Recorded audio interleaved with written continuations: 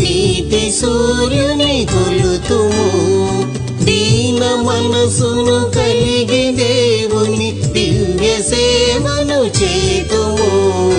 Praise the lord. ప్రభువైన యేసు క్రీస్తు వారి యొక్క ఉన్నతమైన నామములో శుభాభివందనాలు. బాగున్నారా?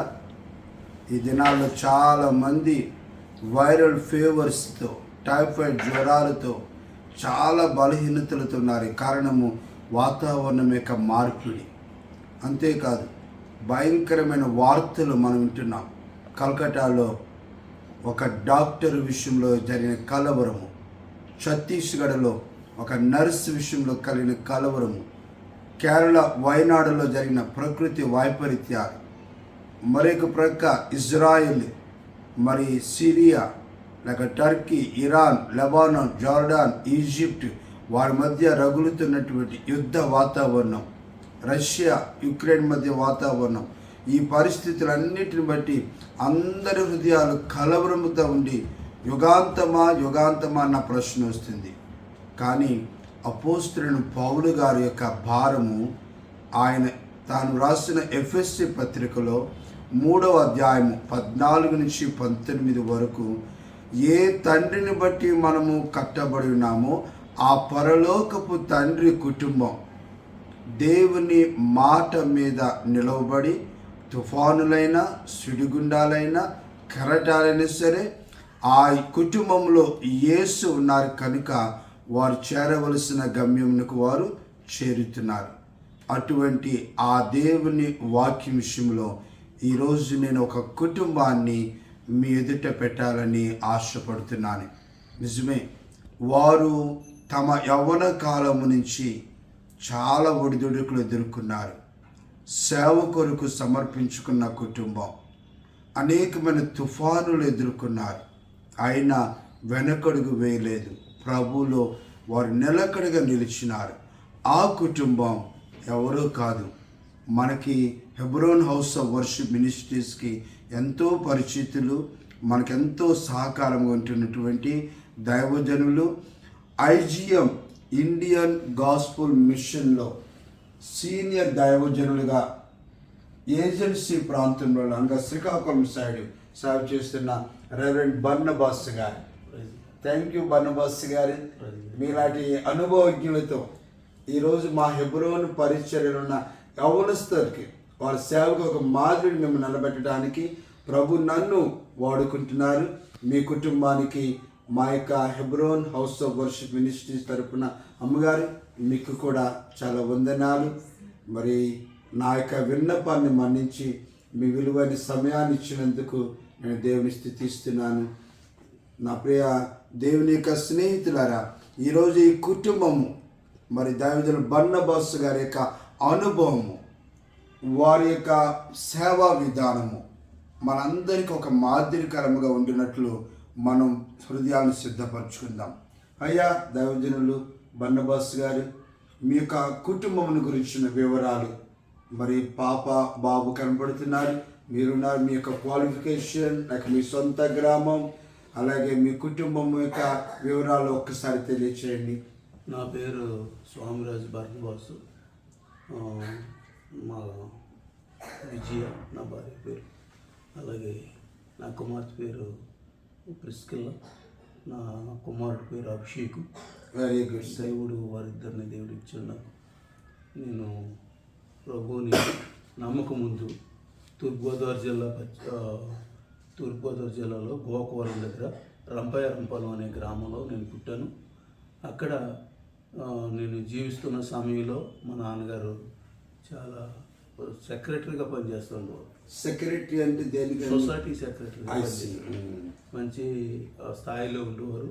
మమ్మల్ని కూడా మంచి స్థాయిలో పెంచారు.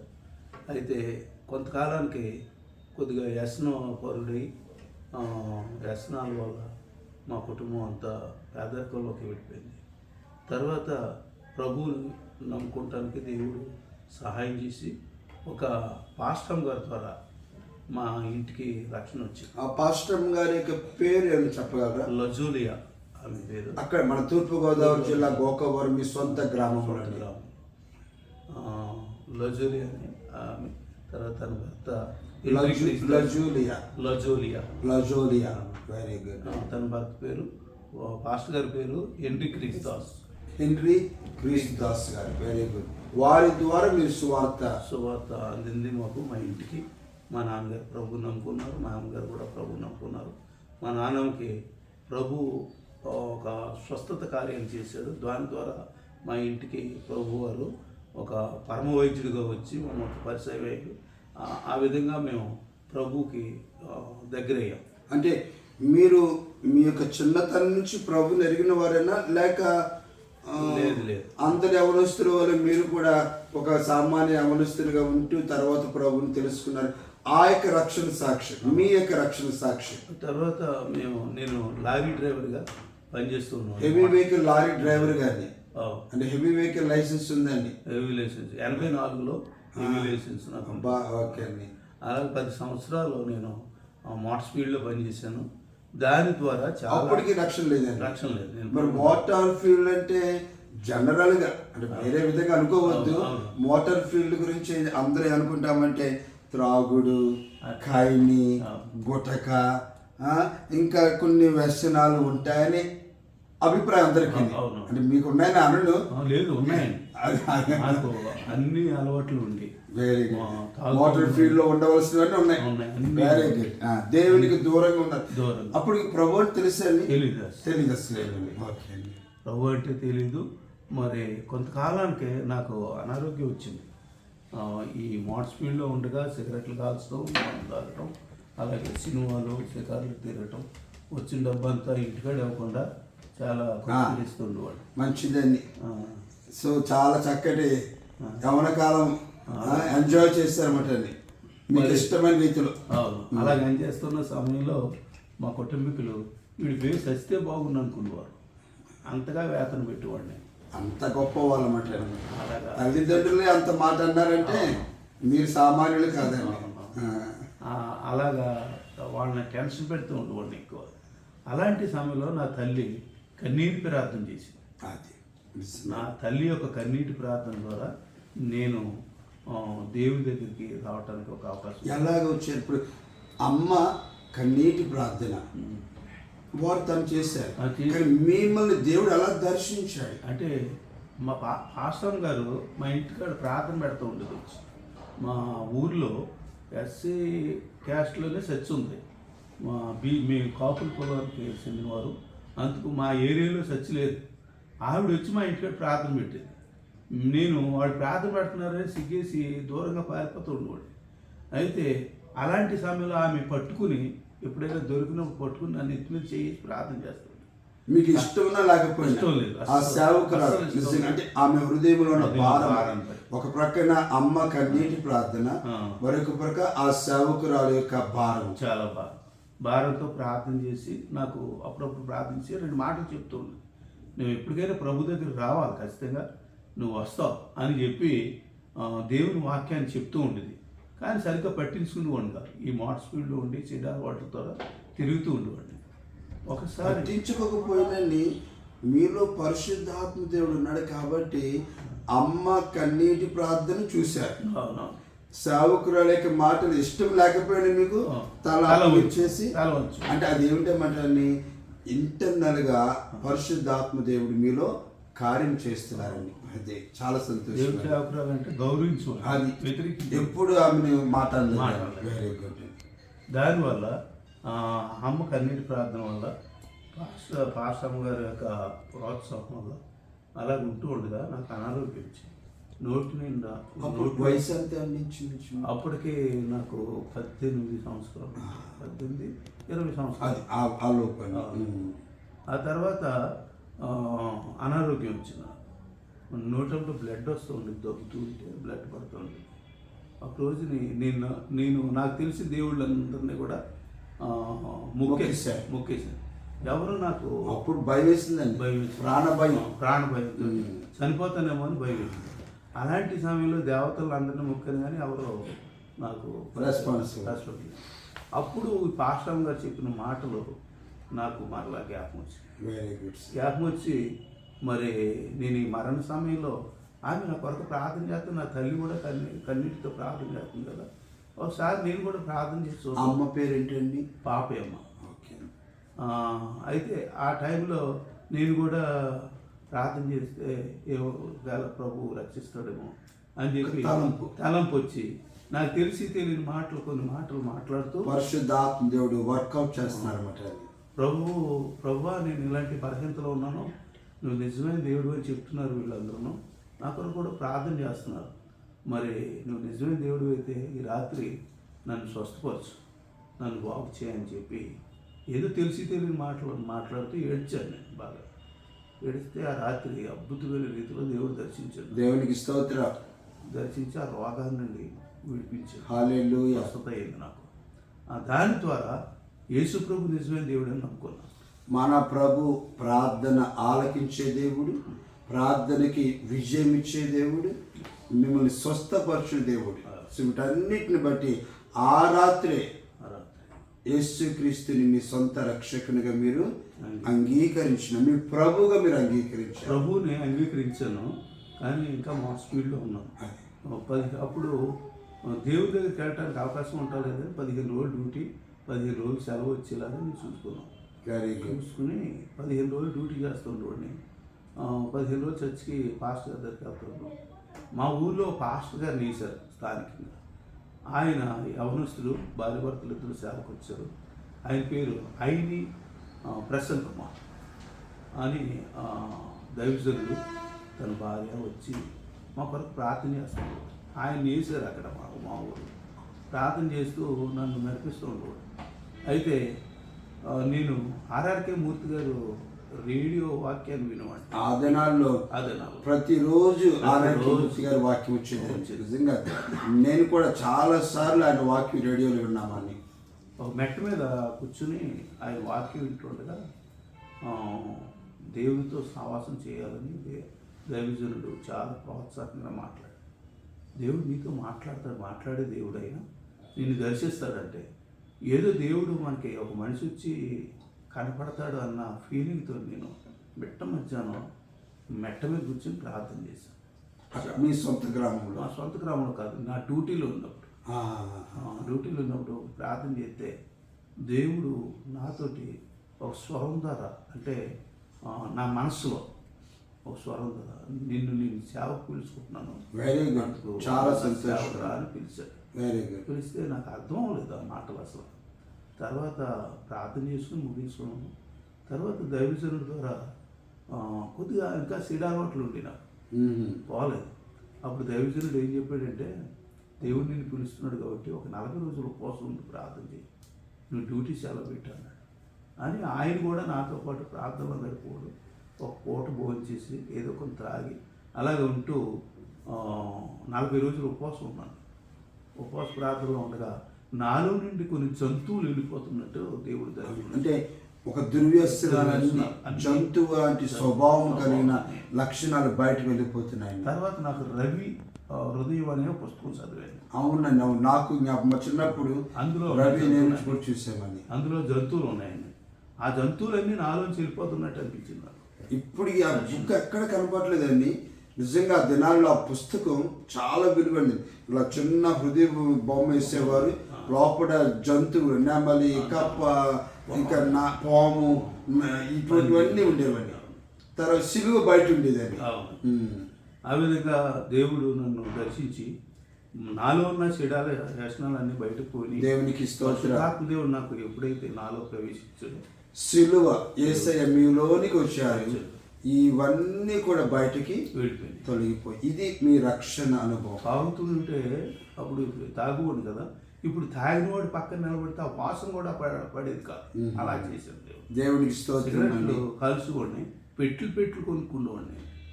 అందరిలాగా ఒక పెట్టి కాదు, అంటే 15 రోజులు డ్యూటీ, 15 రోజులు డ్యూటీకి సరిపడా ప్యాకెట్.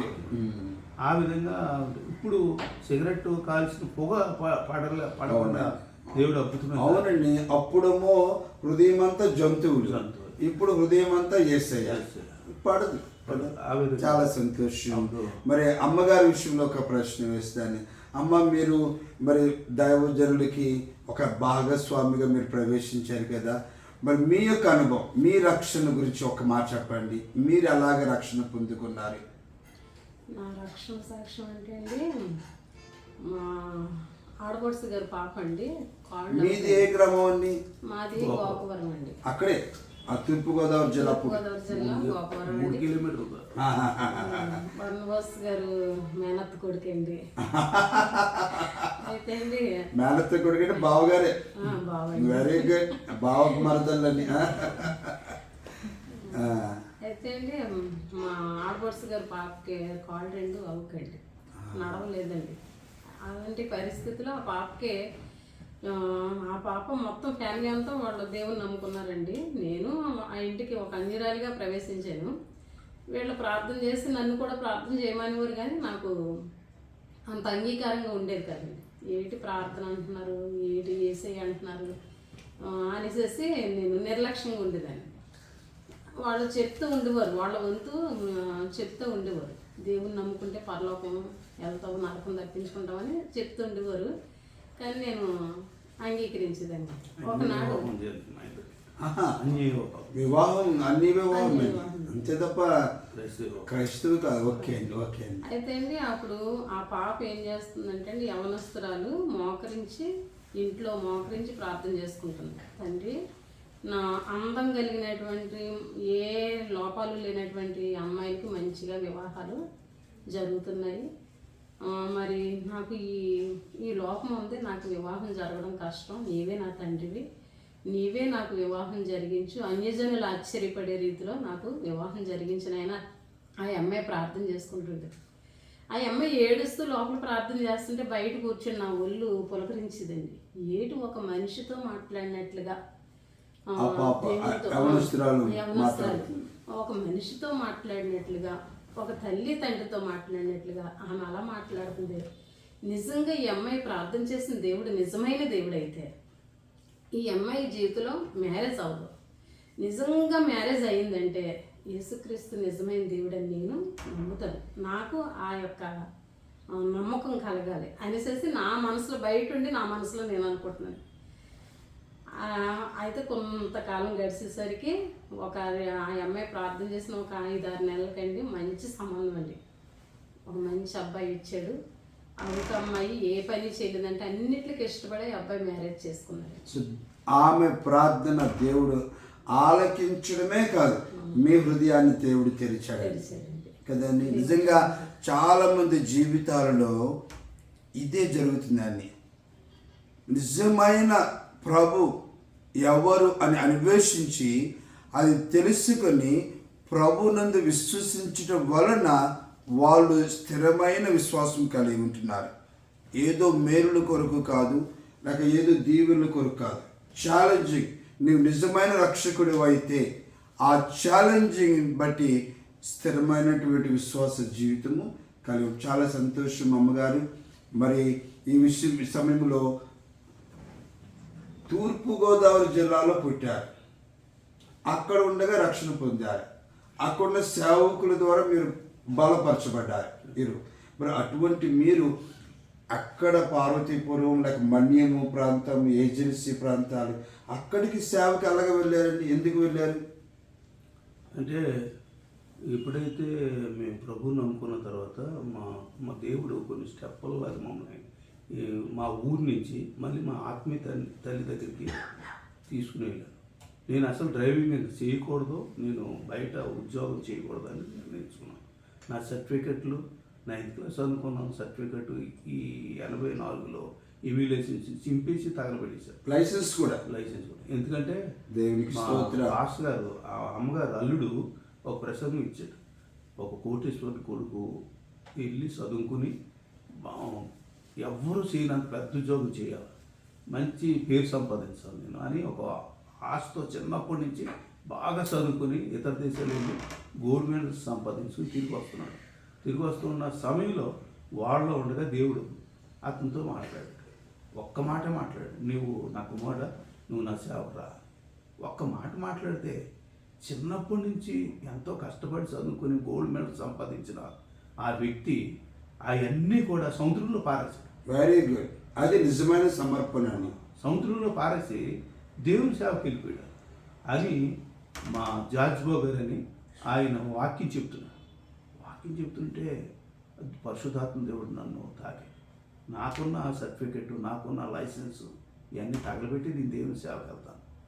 మరి మళ్ళీ నేను ఉద్యోగం చేయకూడదు, మళ్ళీ లోకరీతిగా నేను బ్రతకూడదని ఒక తీర్మానం చేసుకుని ఇంటికి వచ్చిన వెంటనే సర్టిఫికేట్స్, లైసెన్స్ మొత్తం. అలాగే మా దైవజన్ జార్జ్ రాజు గారు కూడా వారు MA లిటరేచర్ చేశారు, పోర్టులో మంచి ఉద్యోగం చేస్తున్నారు. 78వ సంవత్సరంలో దేవుని పిలుపుకు విధేయత కలిగి సేవకు వచ్చినప్పుడు అవన్నీ కాల్చివేశారండి. ఎందుకంటే మళ్ళా సాతానుగాడు వాటిని ఆకర్షణకు తీసుకెళ్తాడని. సో అలాగే మీరు కూడా చేశారంటే చాలా త్యాగంతో కూడిన సేవ అండి. తర్వాత నా పేరు అప్పటికి నాగేశ్వరరావు. నా పేరు మొదట నాగేశ్వరరావు పేరు మీద ఉన్నాయి అన్నీ కూడా తగలబెట్టేసినాయన్నీ కూడా. Very good sir. తర్వాత అమ్మగారు, పెద్ద అమ్మగారు నన్ను సేవలో నడుస్తుండగా సంఘంలో కొంతమంది ఎవరైనా గొడవలు పడుతుంటే వాళ్ళు సమాధానపరుస్తూ ఉంటాను, హెచ్చరిస్తూ ఉంటాను. ఒక మంచి కౌన్సిలర్, ఆలోచనకర్త. అలాగే ఉంటుండగా నా పేరు ఆమె సడన్గా ఎవరు పెట్టిందంటే బర్నబాస్ అని పెట్టి, హెచ్చరిక పుత్రుడు వారి అమ్మగారు పెట్టారు. అమ్మగారు. Very good sir. అమ్మగారు పెట్టి కొంతకాలం నేను అక్కడ ఉన్నాను. అయితే మళ్ళీ డ్రైవింగ్ చేయడానికి నాకు ఇష్టం లేదు, కానీ ఆయన మా పాస్టర్ గారు ఒక వాక్యం చూపించారు. పెద్దోళ్ళు పిలుస్తున్నారు కాబట్టి, ఆత్మీయులు పిలుస్తున్నారు కాబట్టి దేవుడు నిన్ను ఏ విధంగా సేవలో తీసుకుని వస్తాడో తెలియదు. అందుకబట్టి నువ్వు వాళ్ళ చేతి కింద ఉంటే డ్రైవింగ్ కొరకు కాదు, కేవలం అమ్మగారు అయ్యగారిని మీటింగ్ ఒక వాహనముగా ఉండాలి. ఒక వాహనముగా వాళ్ళు వాహనం కొన్నారు, దాన్ని డ్రైవింగ్ చేస్తూ వాళ్ళు తీసుకుని వెళ్ళాలి. వేరే అంటే సేవకులను ఈ ప్రాంతం నుంచి ఆ ప్రాంతం తీసుకెళ్ళడానికి వాహనాన్ని నడిపించేవాడిగా దేవుని ప్రణాళిక. అయితే అప్పటికే నాకు మామూలుగా ఉన్నప్పుడు 2000 సంపాదించేవాడిని నెలకి, అలాంటిది 300 ఇచ్చేవాళ్ళు, ఓన్లీ 300. అయితే అదేనా పోషణ కొరకు ఆ 300 కూడా కాదు, ఖర్చు పెట్టుకోని కాదు. ఎందుకంటే అమ్మగారు ఆడుతుంటే నేను తిరిగి మీటింగుల్లో ప్రతిరోజు వాళ్ళకి 60 సంఘాలు ఉండి 60 మంది సేవకులు ప్రతిరోజు ఎక్కడ 3 మీటింగ్లు ఉండి ఆ మీటింగ్లో బైబిల్ ఆది కాండం నుంచి ప్రయాణించడం అందరూ వినేసాను. 2-3 సార్లు వినేసాను. నేను చదివిన దానికంటే నేను విన్నాను, వాక్యాన్ని విన్నాను. ఆ వింటంలో చదువుతుంటే అద్భుతంగా పరిశుద్ధాత్మ దేవుడు నాతో మాట్లాడుతుంది. ఆ విధంగా దేవుని సేవ సమర్పించుకున్నాను. అదే సమయంలో పాస్టర్ గారిని కూడా దేవుడు దర్శించి నువ్వు సేవకురా అని పిలిచాడు. అంతేకాకుండా వాళ్ళ అమ్మగారు, నాన్నగారు ఈ పాలకొండ ప్రాంతంలో ఆర్టిస్ట్ డ్రైవర్గా పనిచేస్తున్నారు. అమ్మగారి దగ్గరికి వచ్చింది చూడటానికి. వస్తే అక్కడికి వచ్చినప్పుడు ఒక వ్యక్తి చాలా భయంకరమైన దెయ్యాలు పట్టేసి రోగంతో ఉన్నాడు. హాస్పిటల్లో శానాలు ఉన్నాడు, చచ్చిపోతాడు, తీసుకెళ్ళిపోండి, ఇంక మా వల్ల ఏం కాదని చెప్పారు. అయితే ఇతర శాతపడులు ఇవన్నీ చేసేవాళ్ళని కూడా తీసుకొచ్చి మా యజ్రోళ్ళందరినీ తీసుకొచ్చి పూజలు చేయించారు, తగ్గలేదు ఏమి. అప్పుడు ఈవిడ వెళ్ళి గర్భంతో ఉంది, ఈవిడ ప్రిస్కిల్లా గర్భంతో ఉంది. అలాంటి టైంలో వాళ్ళ అమ్మగారు, నాన్నగారు వెళ్ళొద్దు అన్నారు. వాళ్ళ దగ్గరికి వెళ్ళొద్దు, నువ్వు ప్రార్థన చేసుకుంటే ఇంట్లో ప్రార్థన చేసుకో, వాళ్ళ దగ్గరికి వెళ్ళొద్దు అన్నారు. కానీ ఒకసారి వెళ్ళి ఆ రాత్రి ప్రార్థన చేసి అతనికి 2 మాటలు చెప్పి, యేసు నిజమైన దేవుడు నీ కొరకు రక్తం కార్చాడని చెప్పి సువార్త రాబోతుకి ఆ రాత్రి దేవుడు దర్శించాడు అతన్ని. అమ్మగారి యొక్క ప్రార్థన ఆ శానా దయ్యం పట్టినటువంటి ఆ వ్యక్తిని దర్శించాడు. Very good. దర్శించి అతను ద్వారా 10 కుటుంబాలు రక్షించబడ్డాయి. అబ్బా, అద్భుతంగా దేవుని వాక్యం మనం ఏ చూస్తామో దక్కపోలి ఆ ప్రాంతంలో అదే జరిగిందన్నమాట. ఆ వ్యక్తి విడుదల పొందాడు, అతని ద్వారా 10 కుటుంబాలు విడుదల పొంది రక్షణలోకి వచ్చాయి. 4 యవనస్తులు అమ్మగారు పాడుతున్న పాటలకి ఆకర్షించి వచ్చారు, ప్రభు దగ్గర పాటలు నేర్చుకుంటారు. Very good. పాటలు నేర్చుకుంటూ ఉండగా వారు రక్షించబడిన తర్వాత అందులో ఒక యవనస్తుడికి ఆ 10 మందిని నడిపించమని అప్పగించి అప్పుడు మళ్ళీ తూర్పుగోదావరి జిల్లా వచ్చింది. వచ్చిన తర్వాత దేవుడు నన్ను దర్శించాడు. ఈ విధంగా దర్శించి ఇద్దరం కలిసి నేను ముందుగా 91లో ఒకసారి వచ్చాను చూడటానికి. వచ్చినప్పుడు అప్పుడు ఒక దెయ్యం బట్టిన ఒక వ్యక్తి సవరగూడెంలోంచి వచ్చాడు.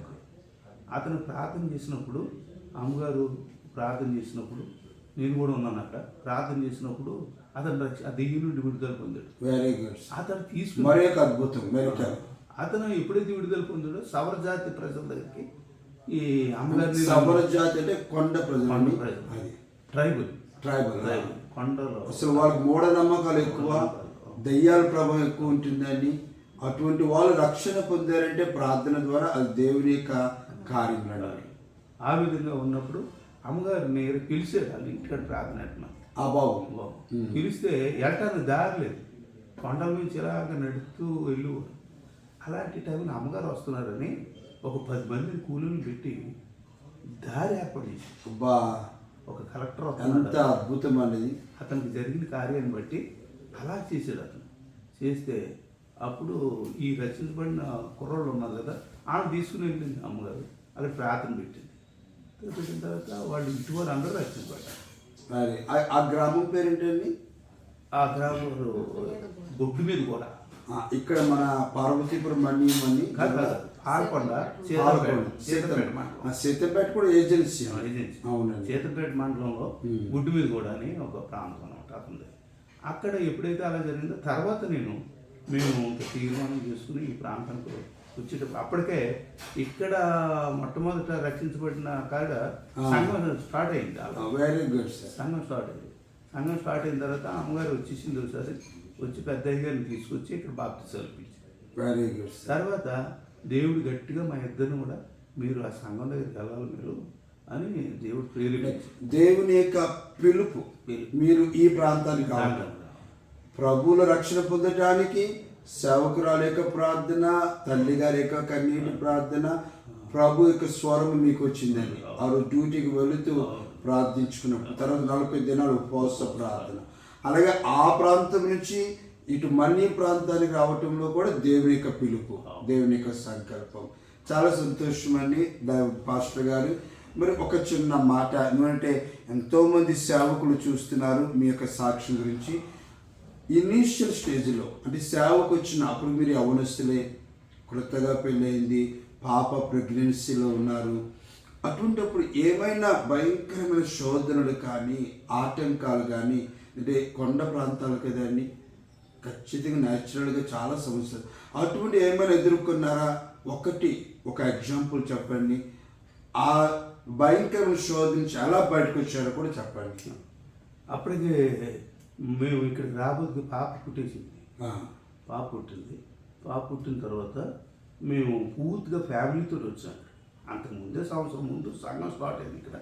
తర్వాత సంవత్సరం తర్వాత వచ్చాము. మేము వచ్చిన తర్వాత వచ్చిన వెంటనే మేము ఎక్కడైతే సంఘం కట్టామో అక్కడ ఉండటానికి నాకు ఇష్టం లేదు. ఎందుకంటే అది ఒక కుర్రోడికి అప్పగించాం. వచ్చిన వెంటనే ఆ కుర్రోడిని ఎందుకు బాధ పెట్టాలా? అంతే కాబట్టి నేను కొత్తగా స్టార్ట్ చేస్తాను, దేవుడు ఎక్కడ పిలిస్తే అక్కడికి వెళ్తాను నేను అని చెప్పి కొన్ని ప్రాంతాలు బస్సు ఎక్కి వెళ్ళి తిరిగి సర్వే చేసి ప్రేయర్ వాక్ చేసిన తర్వాత అప్పుడు ఏం జరిగిందంటే, దేవా నేను ఎక్కడ ఉన్నానో అక్కడ నువ్వు ఒక అద్భుతమైన కార్యం చేస్తే అక్కడ ఉంటాను. నేను సౌకర్యం ఉన్నా లేకపోయినా ఎలాంటి ప్రాంతమైనా సరే అక్కడ ఉండిపోతాను అని చెప్పి ప్రార్థన చేసినప్పుడు దేవుడు అద్భుతమైన రీతిలో బూర్జుగూడ అని అవునండి, ట్రైబల్ ఏరియా దేవుని దగ్గర ఉంది. అవునండి. ఆ ప్రాంతంలో దేవుడు అద్భుతమైన కార్యాలు ఒక 5-6 కార్యాలు చేసేసాడు. Very good. మీ ప్రార్థన, మీ సువార్త అంటే అమ్మగారు మీరు ఇద్దరు కలిసి ఎప్పుడైతే ఒక రక్తపు వాంతులు విరేచనాలతో ఉన్న ఒక వ్యక్తి అక్కడ ఉంటే ప్రార్థన చేస్తే సాయంకాలం క్లియర్ అయిపోయింది, స్వస్థ అయిన తర్వాత అప్పుడు ఆ వ్యక్తి మేము సాయంకాలం ఎప్పుడైతే మళ్ళీ ఆ ప్రార్థన చేసి వచ్చి సువార్త చేసి వచ్చేసిన తర్వాత అతను కూడా హాస్పిటల్కి వెళ్ళి వస్తాను, నేను జస్ట్ కొద్దిగా కడుపులో నొప్పిగా ఉంది, నాకు క్లియర్ అయింది, దేవుడు బాగా ప్రార్థన చేసేది క్లియర్ అయింది, కానీ కొద్దిగా హాస్పిటల్కి వెళ్ళి ఇంకా టెస్టింగ్ చేస్తానని వచ్చాడు అతను. మా కూడా వచ్చి రాత్రి అంతా ప్రార్థనలో పెట్టి ఆ ఉదయం తీసుకుని వెళ్ళిన తర్వాత ఒక వారం రోజులు ఇక్కడ ఉండు, చాలా బలహీనతగా ఉన్నావు నువ్వు, బ్లడ్ అంతా పోయింది కదా అన్నారు వాళ్ళు. అంటే ఉండమన్నా ఉంటే అతను ఏమన్నాడంటే 4 రోజులు పోయిన తర్వాత పాస్టర్ గారు మా బంధువులు అందరినీ ఇక్కడ రప్పించండి ఒకసారి అన్నాడు. అంటే వాళ్ళ కొడుకుల్ని, కోడల్ని, మనవల్ని అందరినీ మొత్తం 15 మందిని రప్పించాడు హాస్పిటల్కి. రప్పించిన తర్వాత అతడు మరణ సంబంధమైన ఒక మంచి మాట చెప్పాడు. ఇంకా చనిపోయేలాగా ఉన్నాడు అతను. అయితే ఏమన్నాడంటే నేను పాస్టర్ గారు ప్రార్థన చేసిన తర్వాత నా రోగం తగ్గింది. కానీ దేవుడు నన్ను పిలుస్తున్నాడు, నేను చనిపోతాను, బతకనేను. కానీ మీకు మీ అందరికీ 15 మందికి నా కొడుకులు కోడలు అందరికీ చెప్పే మాట ఏంటంటే, అల్లుడికి అందరికీ చెప్పే మాట ఏంటంటే, మీరు యేసు ప్రభువుని నమ్మాలా, నిజమైన దేవుడే. నేను స్వస్థత పొందాను, నన్ను దేవుడు పిలుస్తున్నాడు, నేను వెళ్ళిపోతాను, నాకు టైం లేదు ఇంకా. అందుకని మీరు నమ్మాలా. పాస్టర్ గారు చెప్పిన వాక్యం ఏంటంటే, ఆయన ఏం చెప్తే ఆ విధంగా మీరు బాప్తిసం తీసుకోండి అని చెప్పి అతను మరణ సంబంధమైన మాటలు హెచ్చరిక తన సొంత బంధువుల రక్త సంబంధికులు చెప్తే తర్వాత చనిపోయాడు. మొట్టమొదటిగా అక్కడ అతని సమాధి చేసాం, క్రైస్తవ సమాధి చేసాం. అతని సాక్ష్యం గొప్ప విలువైనదని. ఎప్పుడైతే అతని సాక్ష్యం అలాగే ఇచ్చాడో మేము అక్కడికి వెళ్ళిపోవాలని నిర్ణయించుకున్నాం. దేవుడు మమ్మల్ని వెళ్ళమన్నాడు. బూచ్ కూడా 1 సంవత్సరం అక్కడ ఉన్నాం, ఏ సౌకర్యం లేదు అక్కడ. చాలా మేము ఈ ప్రాంతానికి వచ్చాము, మా అత్త మామలు కూడా మమ్మల్ని కొద్దిగా నిర్లక్ష్యం చేశారు. ఎందుకంటే సేవ డ్యూటీ వదిలేసాడు. తర్వాత ఈ అడవుల్లో తీసుకొచ్చాడు నా కూతుర్ని. ప్రభువుని నమ్ముకున్నామని, మరి ప్రభువుని నమ్ముకుని ఉంటాం అనేసి సేవని అడవుల్లో తీసుకొచ్చాడని కోపంతో మమ్మల్ని పట్టించుకోలేదు. చాలా పేదరికంగా అనిపించాం ఆ టైంలో. సో ఫైనాన్షియల్గా ప్రాబ్లమ్స్, చాలా బంధువుల నుంచి సమస్యలు. కానీ ఎన్ని సమస్యలు వచ్చినా ప్రభు మాత్రం మిమ్మల్ని విడిచి, ఎందుకంటే ఆయన మిమ్మల్ని పిలుచుకున్నారు తన సేవకురు. కానీ ఆ బూజ్వాడలో ఉండగా ఆ పాప చిన్న పిల్ల, 6 నెలల పిల్ల, ఆ పాపకి ఒకడు చిల్లం పెట్టి అలాగా 3-4 చంటి పిల్లలను చంపించాడు. సంతకాడు ఏడవటం ప్రారంభించడం రాత్రి 12-1 గంట కాలం చచ్చిపోవడం ఇలా జరుగుతుంది. అలాగే పాప కూడా పెడితే మేము ఇద్దరం కూర్చుని పాపను పెట్టి ఏడుస్తూ ఉంది. ఇంకా పాలు దాటాలి, ఏడుస్తుంది, కడుపు ఉబ్బిపోతుంది. అప్పుడు మోకరించి ప్రార్థన చేయటం మొదలుపెట్టింది. ఇంకా అలాగ ప్రార్థన చేస్తూ ఉండగా 10 గంటలైంది. 10 గంటలకి రాత్రి 10 అవ్వబోతుకి 10-11 అవ్వబోతుకి ఒక నల్లటి ఆకారం మాలోంచి బయటకు వెళ్ళిపోయినట్టు, ఈ పాపలోంచి బయటకు వెళ్ళిపోయినట్టు మా దర్శనం. ఆ దుష్టుడు తొలగిపోయాడు. ప్రార్థన వెంటనే పాప ఒక విరేచనం అయింది. తర్వాత పాలు దాకా హ్యాపీ పడుకుంది. కానీ ఎవరైతే శిలం పెట్టాడో ఆ వ్యక్తి ఆ ఊరిని వదిలేసి వాళ్ళ కూతురాలు ఇంటికి వెళ్ళిపోయాడు. ఏం జరిగిందో మాకు తెలియదు. తర్వాత తెలిసిన విషయం ఏంటంటే, అతను ఆ దెయ్యం అతని దగ్గరికి వెళ్ళి ఇక్కడ ఉండొద్దు, మనం అతను ఇక్కడ నువ్వు ఉండొద్దు, దేవునికి స్తోత్రం. అలా జరిగింది కాదు. Very good. అక్కడ చాలా సంతోషం అండి. 20 మంది రక్షించబడితే సంఘం కట్టాము. మరి కుడి అడవులు తెలియని ట్రైబల్ మధ్య మీరు సేవ చేశారు కదండి. ఇప్పటికి ఎన్ని సంవత్సరాలు అయిందండి సేవ ప్రారంభించి? అక్కడ నేను 93లో వచ్చానండి ఈ ప్రాంతానికి. ట్రైబల్ ఏరియా 93లో 93లో వచ్చి ఇప్పుడు ఇంచుమించు 30. చాలా సంతోషం అండి. ఇన్ని సంవత్సరాలు మీరు జయకరంగా సేవలో ముందుకు వెళ్ళారంటే అది పరిశుద్ధాత్మ దేవుని యొక్క నడిపింపు. మరి మీకు ఇప్పుడు IGMలో మీరు ఉన్నారు కదండి, కనుక ఎవరైనా ఒక మంచి దైవజనుని యొక్క సహకారం కానీ, ఒక దైవజనుని యొక్క ప్రోద్బలం, ఎంకరేజ్మెంట్ ఏమైనా ఉందండి? IGMకి రాకమునిపే దేవుడు అద్భుతమైన రీతిలో నాకు ఒక 15 మంది సేవకులను ఇచ్చాడు, 15 సంఘాలు ఇచ్చాడు. 15 సంఘాలు మళ్ళీ ఆ ట్రైబల్ ఏరియా నుంచి నేను ఈ పాలకొండ ప్రాంతానికి వచ్చాను. వచ్చిన తర్వాత 15 ప్రాంతాల్లో 15 సంఘాలు కట్టబడ్డాయి. 15 మంది సేవకులు తయారయ్యారు. అప్పుడు వీరిని మరి మేము ఏదో మినిస్ట్రీలో లేకపోతే ఎలాగా బ్రతుకుతాం అని వాళ్ళు అన్నప్పుడు, వాళ్ళని ఒక మినిస్ట్రీలో పెట్టాలని ఆలోచించినప్పుడు చాలా మినిస్ట్రీ వాళ్ళు చాలా ఉన్నాయి, కానీ దేవుడే మన దగ్గరికి తీసుకొస్తాడని ప్రార్థన చేస్తాం. ప్రార్థన చేస్తే IGM అని ఒక మినిస్ట్రీ దైవజనుడు మరి ఒబేద్ మిషాల్ గారని ఒబేద్ మిషాల్ గారు అని ఆయన వచ్చారు. వచ్చి మాతో పరిశ్రమ పెట్టుకుని చాలా కాలం 2 సంవత్సరాలు మాతో తిరిగాడు. ఆయన తిరిగి మమ్మల్ని పరిశీలించి మమ్మల్ని చూసి అన్నీ చేశాడు. అప్పటికే మేము సరైన బట్టలు కట్టుకుంటాం తెలియదు మాకు, సరిగ్గా అంటే నీట్గా ఉండటం తెలియదు. మా అమ్మగారు అలా చేసింది. ఏలియా ఎలా బ్రతికాడో అలా బ్రతకాలి మనం అని, ధూళిలో కలిసిపోవాలి, మట్టిలో కలిసిపోవాలి మనం. ఆయన సరిగ్గా స్నానం కూడా చేసేవాళ్ళం కాదు, సరైన నీట్గా ఉండేవాళ్ళం కాదు. భోజనం ఎలా చేయాలో కూడా తెలియదు, అలాంటి పరిస్థితి మాట. కానీ IGM అంకులు వచ్చిన తర్వాత ఆయన ద్వారా ఒక అద్భుతమైన మాట మాతోటి మాట్లాడి, ఎంత సేవ చేసిన తర్వాత నువ్వు చనిపోతే పరలోకం వెళ్తావా అని అడిగాడు ఆయన. చిన్న డౌట్ వచ్చింది, చిన్న చిన్న పొరపాట్లు ఉంటాయి కదా, అబద్ధాలు చిన్న చిన్న చిన్నవి ఉంటాయి కదా, మరి వీటిని బట్టి నేను పరలోకం వెళ్తానంటే ఎలా చెప్పగలను నేను అని చిన్న డౌట్ వచ్చింది. ఎంత సేవ చేసిన తర్వాత, ఎంతమంది సంఘాలు కట్టిన తర్వాత ఆయన వేసిన ప్రశ్నకి మాకు మతిపోయింది. అప్పుడు నిజమే కదా అని ఆలోచించి అప్పుడు ప్రార్థన చేసాం. ప్రార్థన చేసిన తర్వాత అప్పుడు రక్షణ ఏంటంటే శాశ్వత రక్షణ నిశ్చయత ఏంటో మాకు తెలియజేసేది ఆయన. Very good. రక్షణ నిశ్చయత గురించి మాకు ఒక మంచి వాక్యం చెప్పాడు.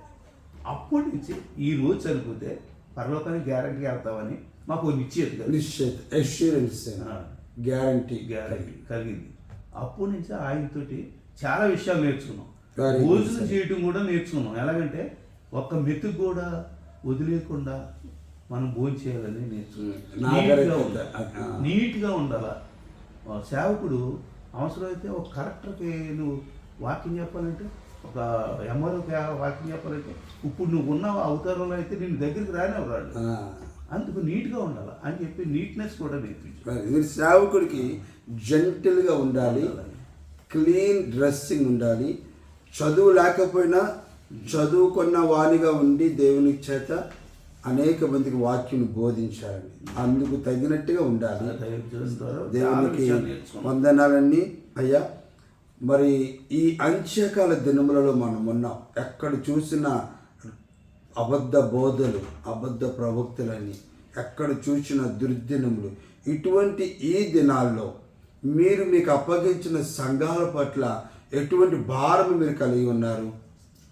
అది ఇప్పుడైతే ఈ దైవజనుడితోటి పరిచయం ఎప్పుడైతే అయిందో, దేవుని మహాకృపను బట్టి నేను చాలా ప్రాంతాల్లో మీటింగ్స్ పెట్టడానికి దేవుడు అనేకమైన ప్రాంతాలు తిప్పాడు. తర్వాత కొన్ని మందిరాలు కట్టడానికి దేవుడు సహాయం చేశాడు. దీని ద్వారా ఆయన ద్వారా చాలా విషయాలు నేర్చుకున్న తర్వాత వీరిని మరి దేవుని కొరకు నిలబడేవారుగా ఉండాలని, ప్రభువులో స్థిరంగా నిలబడాలని ప్రార్థన చేయటం వారి గురించి. వారు నాకు మరి వారు కుటుంబము కొరకు ఇండివిజువల్గా ప్రార్థించేవారా, మాస్ ప్రేయర్ చేసేవారండి? ఇండివిజువల్గా కూడా ప్రార్థన చేసేవారు. ప్రతి కుటుంబం కొరకు కన్నీరు కార్చేవారు. అది పౌలు గారి మనసు. నా హృదయంలో ఆశ ఏంటంటే 10 మంది పిల్లలు కనాలి, 10 మంది సేవకు రావాలి. ఒక్కడు కూడా ఉద్యోగం చేయకూడదు, తర్వాత జాబ్లో ఉండకూడదు. నా ఉద్దేశం వెరీ గుడ్. ఆ విధంగా మనసు ఉంది కదా. చాలా సంతోషం. మరి మీరు ఇప్పటికే 30+ ఇయర్స్ మీరు సేవలో ఉన్నారు. ఒడిదుడుకులు ఎదుర్కొన్నారు, కష్టాలు ఎదుర్కొన్నారు, అలాగే సంతోషం కూడా మీరు అనుభవించారండి. మీరు అన్నిటిని బట్టి మీ సేవలు, ఎందుకంటే అయితే యేసయ్య రాకడ త్వరలో వచ్చేస్తుంది, లేక మన యొక్క పోకడనే వస్తుందండి. కనుక మనం వెళ్ళక ముందు, ఆ యేసుక్రీస్తు రాకకు ముందు మీకు అప్పగించిన సంఘం పట్ల మీ గురి, మీ లక్ష్యం ఏమిటండి? నాతో పాటు నా సంఘాలు కూడా అంటే పౌలు గారు వాక్యం చెప్తూ నశించిపోతున్న ఆత్మ గురించి నేను ప్రసవవేదన పడ్డాను, మరలా రెండోసారి నేను సంఘాలకు ఒక ప్రసవవేదన పడ్డాను అవునండి అన్నాడు ఆయన. అందుకు ఆ విధంగా వారు క్రీస్తు స్వరూపంలోకి రావాలని ప్రసవవేదన. Very good. ఆ విధంగా నేను వారి కొరకు ప్రార్థన చేస్తున్నాను, వారు క్రీస్తు స్వరూపంలోకి రావాలి. ప్రార్థన చేస్తున్నారు, ప్రయాసపడు. మీరు అన్నారు కదండి ప్రయాసం. అంటే ఎటువంటి ప్రయాసం? వాళ్ళకి ఏమైనా ఆశలు చూపిస్తున్నారా? భౌతికమైన ఆశలు చూపిస్తున్నారా? లేకపోతే ఏమైనా అట్రాక్షన్స్ చూపిస్తున్నారా? ఎలాగ మీరు ప్రయాసపడుతున్నారు? అంటే మామూలుగా అంటే మీలో నా భారం తెలియాలి వినే సేవకులు. కానీ మా ఆత్మీయ తండ్రి మాకు ప్రార్థనలో మామూలు ప్రార్థనలు నేర్పలేదు. కొండల మీద వెళ్ళి ప్రార్థన చేయటం ఒంటరిగా, తర్వాత పొలాల్లోకి వెళ్ళి ప్రార్థన చేయటం నేర్పించాడు. తర్వాత చెరువులు, ఎండిపోయిన చెరువుల్లోకి వెళ్ళి ప్రార్థన చేయటం. Very good. ఈ విధంగా అనేకమైన ప్రాంతాల్లో ఏ వ్యక్తిగతమైన ప్రార్థన ఎలాగుంటుందో నేర్పించారు. ఉపవాస ప్రార్థనలు కూడా 30 రోజులు, 10 రోజులు, 20 రోజులు ఇలాగా ప్రార్థనలో ఉండటం బాగా నేర్పించారు. అదే నేను సేవకులు కూడా ప్రార్థనలో ఉండటం నేర్పించాను. మీ ఆ భారంతో కూడిన కన్నీటి ప్రార్థనే కుటుంబాలని ప్రభువులో స్థిరంగా నిలబెట్టగలిగాను. సో ప్రార్థన నాకులాగే ఇప్పుడు నాతో ఉన్న వాళ్ళు ఎవరు కూడా వేరే పని చేయకుండా సంపూర్ణంగా సేవకు సమర్పించుకున్నారు. Very good. కారణం ఏంటంటే పరిశుద్ధాత్మ దేవుడు ఆ విధంగా ప్రార్థన మాత్రమే కాకుండా దేవుని వాక్యం కూడా ఎందుకంటే ఈరోజు మీరు ఒక కాపరిగా ఉన్నారు. దేవుడు మీకు కొన్ని గొర్రెలను ఇచ్చారు. ఆ గొర్రెలను బలిష్టంగా చేయాలి. ఆ గొర్రెలు అవి ఈనే విధంగా ఉండాలండి, బలంగా. అలా ఉండాలంటే మంచి వాక్య ఆహారం వారికి పెట్టాలి. సో అటువంటి మంచి అనుభవం కలిగిన దైవజనుడికి మా హృదయపూర్వక వందనాలు తెలియజేస్తున్నాను. మీ లక్ష్యము నెరవేరాలని, మీకు అప్పగించిన ప్రతి కుటుంబం క్రీస్తు యేసు యొక్క స్వరూప్యంలోనికి రావటంలో మీకు గురి మీరు చేరుకోవాలని ఒక సేవకునిగా, తోటి జత పనివానిగా నేను కూడా ప్రార్థన చేస్తానండి. మరి ఈ సమయంలో వింటున్నటువంటి కొంతమంది దైవజనులు ఉన్నారండి, కొంతమంది విశ్వాసులు ఉన్నారు, మరి కొంతమంది అన్యులు కూడా మీ యొక్క సాక్షి ఉన్నారు. వారందరికీ ఒక మంచి అడ్వైజ్, ఒక మంచి సజెషన్ ఇవ్వండి. మరి ప్రభువుని నమ్ముకొని ప్రభువుతో జీవిస్తున్న మాకు దేవుడు ఇచ్చిన ఈ పనిని బట్టి దేవుని కొరకు బ్రతకాలా, దేవుని కొరకు జీవించాలని మేము తీర్మానం చేసుకున్నాం. అలాగే అనేకులకు తెలియజేస్తూ ఉన్నాం. మరి ఈ విధంగా రక్షణ యెహోవాదే అనే మాటను బట్టి దేవుడే రక్షించేవాడు కనుక అందరినీ ప్రేమించి ప్రోత్సహించాలి. ఎలాంటి పరిస్థితుల్లో ఉన్న వ్యక్తులనైనా సరే, రోగంలో ఉన్న వ్యక్తులనే కాదు, పాడైపోయిన జీవితాన్ని కూడా కట్టాలని, నలిగిన జీవితాలు, కృంగిన జీవితాలు, తప్పిపోయిన పరిస్థితుల్లో ఉన్న వాళ్ళని ప్రేమించి వారిని ఎంకరేజ్ చేసి ప్రోత్సహించాలని ఒక దృఢ నిశ్చయంతో దేవుని సేవలో కొనసాగుతూ ప్రార్థన చేస్తున్నాం. మరి దేవుడు ఆయన రాకడలో మేము మా ద్వారా రక్షించబడిన సేవకులు, సంఘాలు ఎత్తబడాలని, ఆయన స్వరూపంలోకి రావాలనే ఉద్దేశంతో ప్రార్థన చేస్తూ ఉన్నాం. మరి ప్రతి ఒక్కరు కూడా దేవుని సంఘంలో ప్రార్థన చేసినప్పుడు దేవుడే ఏ టైంలో ప్రతిదానికి ఒక సమయం ఉంది, ఆ సమయం ప్రకారంగా దేవుడు ఆయన నన్ను దర్శించినట్లుగా, మరి దేవుడు నన్ను వాడుకున్నట్లుగా దేవుడు అనేకులను వాడుకుంటాడని, మరి దేవుని ప్రణాళిక, దేవుని చిత్తం మా పట్ల సంపూర్ణంగా నెరవేరాలని ఈ భూమి మీద, మరి నేను చనిపోయే లోపల, నేను చనిపోయిన తర్వాత మరి ఈ వ్యక్తి గురించి చెప్పుకుంటాం కాదు కానీ ప్రభు చేసిన కార్యాలని వాళ్ళు చూడాల. ఈ భూమి మీద బర్నబాస్ని దేవుడు రక్షించుకున్నాడు, మరి బర్నబాస్ ద్వారా ఈ కార్యం జరిగింది అని చెప్పి ఆ సాక్ష్యం ఉండాలని నేను ఇప్పుడు ప్రార్థన చేస్తున్నాను. Very good, thank you very much sir. మరి మీ యొక్క సాక్ష్యం చెప్పి ఉన్నారు, మీ సేవ అనుభవాలు పంచుకున్నారు, మీ సేవలో మీకున్న భారాన్ని పంచుకున్నారు, అలాగే సేవలో మీ యొక్క గురి, మీ లక్ష్యం ఏమిటో మీరు తెలియచేశారు. అలాగే వినుచున్న వారందరికీ ఒక మంచి సజెషన్ మీరు ఇచ్చినారు. మీ హృదయ వాంఛ నెరవేర్చబడాలని నేను మీ కొరకు ప్రార్థన చేస్తూ మనం కలిసి ప్రార్థన చేద్దామని ముగ్గురు కలిసి. పరిశుద్ధుడు అయిన మా ప్రభువా, ఇదిగో దైవజనులు బర్నబాస్ గారి హృదయంలో ఉన్న భారము నీవు ఆలకించినావు. ఈరోజు వారు ఇచ్చిన సాక్ష్యమునైనా వినిన ప్రతి ఒక్కరి జీవితములను మార్చగలిగినటువంటి కృప నువ్వు చూపుతున్నావు. పరిశుద్ధాత్మ దేవుడు వారిని ఎలాగా బలపరిచారో వినిచున్న వారు కూడా ఆ సాక్ష్యము ద్వారా ఆత్మీయమైన మేలులు వారు పొందుకుంటున్నారు. సేవలో వారి అనుభవాలు తెలియచేశారు, సేవలో వారి యొక్క గురిని వారు తెలియచేశారు. నిజమేనైనా కష్టాలు పడ్డారు, కుమార్తె మీద చేతబడి పని చేసినప్పుడు కన్నీటి ప్రార్థనతో ఆ యొక్కనైనా సాతానుడు పారిపోవడం చూస్తున్నారు. ఇటువంటి ఒడిదుడుకుల మధ్య వెనుతిరిగి చూడకుండా ముందుకు వారు వెళ్ళినారంటే అది పరిశుద్ధాత్మ దేవుడిచ్చిన కృపనైనా, పరిశుద్ధాత్మదేవుని యొక్క సహాయము కనుక ఆయన యొక్క లక్ష్యము నెరవేర్చబడినట్లుగా నీ సేవకునిగా నేను వారి పక్షముగా ప్రార్థిస్తున్నాను. నీ రాకడ కొరకు ప్రతి ఒక్కరిని సిద్ధపరచాలి. క్రీస్తు యొక్క స్వరూప్యములోనికి వారిని సిద్ధపరచులాగున నీ కుమారుని, వారి యొక్క సత్యమణి గారిని, వారి బిడ్డలను నీ రెక్కల చట్టున భద్రపరిచి ఇంకా ఇంకా ఇంకా వాడుకోమని యేసు నామములో దీవించి ప్రార్థించుచున్నాను తండ్రి, ఆమేన్. మన తండ్రి అయిన దేవుని యొక్క ప్రేమ, కుమారుని యేసు క్రీస్తు వారి కృప, పరిశుద్ధాత్మిక అన్యోన్యమైన సహవాసం దైవజనులు బర్నబాస్ గారికి, వారి కుటుంబమునకు, నీవు నమ్మి వారికి అప్పగించిన గ్రామములు, సంఘములకు సదాకాలము తోడైండి నీ రాకడలో అన్నింటిలుగా నిలబడును గాక. ఆమేన్, ఆమేన్. థ్యాంక్ యూ బన్బస్ గారు. మీరు చక్కటి మీ అనుభవాలు మా యొక్క సేవకులకి ఎలాగ అనేక మంది మీరు తెలియచేశారు. మీ సాక్ష్యము, మీ భారము, మీ గురి అనేకులకు దీవెనకరంగా ఉండును గాక. Thank you. మన ఆలోచించి ఇంత సమయాన్ని ఇచ్చినందుకు మరొకసారి నా హృదయపూర్వకమైన వందనాలు. Thank you sir. అమ్మా థ్యాంక్ యూ. మీ ప్రార్థన సేన దెయ్యములు పట్టిన వ్యక్తులను కూడా మార్చగలిగి సేవలు మీరు ఫలాలు చూశారు. థ్యాంక్ యూ వెరీ మచ్ అమ్మా.